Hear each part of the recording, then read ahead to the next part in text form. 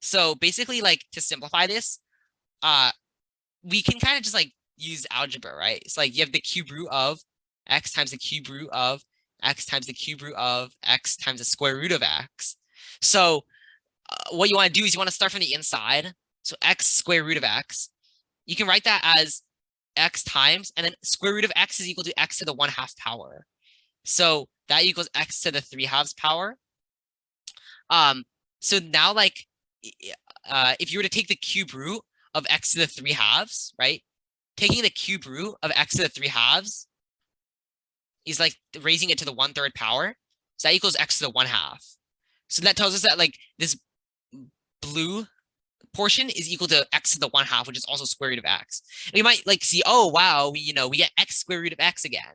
So we kind of repeat the same process, and you get like this this green expression is also square root of x. And then you can apply like a similar expression. This entire yellow expression is also square root of x, and then we'd be done. So like the answer would just be like A, which is the right answer.